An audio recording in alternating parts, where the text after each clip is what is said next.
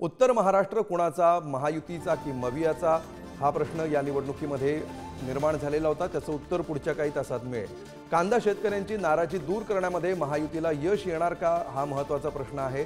लोकसभेप्रमाणेच मवियामध्ये या निवडणुकीत सुद्धा मविया गणित साधणार का, हा प्रश्न आहे। छगन भुजबळ आपलं वर्चस्व कायम राखतात का, हे बघणं सुद्धा महत्त्वाचं असेल। तर उत्तर महाराष्ट्रातले जे अनेक महत्त्वाचे नेते आहेत त्यामध्ये दादा भुसे आहेत, गावित आहेत, खडसे आहेत, गिरीश महाजन आहेत, या सगळ्यांची प्रतिष्ठा पणाला लागलेली आहे। याच्यात नेमकं काय होणार याची उत्सुकता आहे। आणि उत्तर महाराष्ट्राविषयी अधिक बोलूया। आपले प्रतिनिधी किरण ताजणे सध्या आपल्या सोबत आहेत।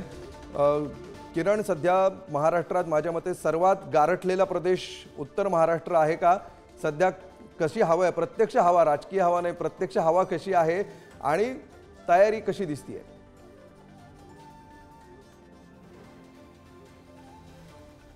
अगदी खरं आहे। आता वातावरणामध्ये सध्याच्या घडीला गारवा असला तरी काही तासांनंतर हा गारवा टिकून राहणार नाही।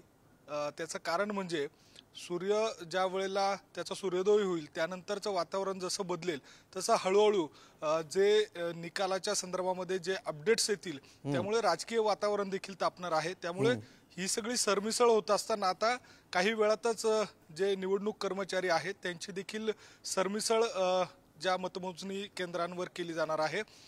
मी सध्या येवला या मतदारसंघातलं जे मतदान झालेलं आहे त्यानंतरच्या ज्या पेट्या स्ट्रॉंग रूमला ठेवण्यात आलेलं आहे अगदी त्याच्या बाजूला आहे।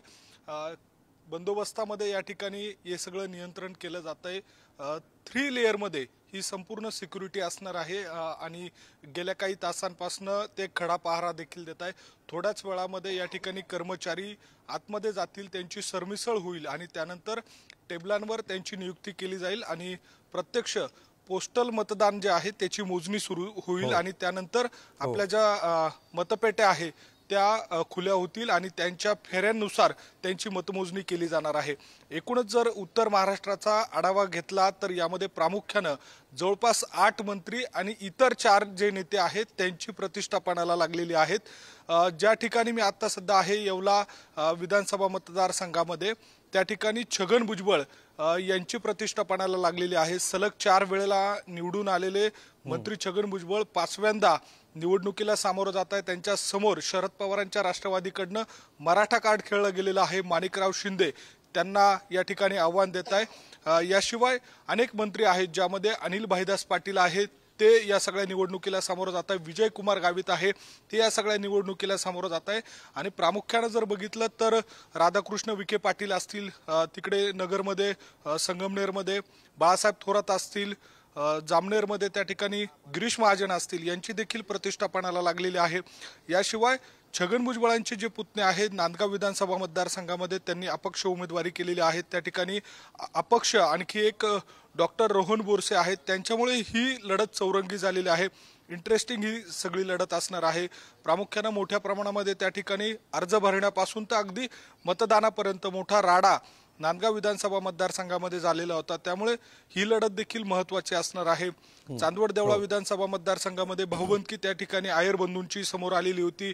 कौटुंबिक कलह या सगळ्या निवडणुकीमुळे समोर आलेला होता, त्यामुळे तिथली निवडणूक देखील तिरंगी झालेली आहे। त्या निवडणुकीमध्ये कोण नेमकं बाजी मारतं हे सगळं बघणं महत्त्वाचं असणार आहे।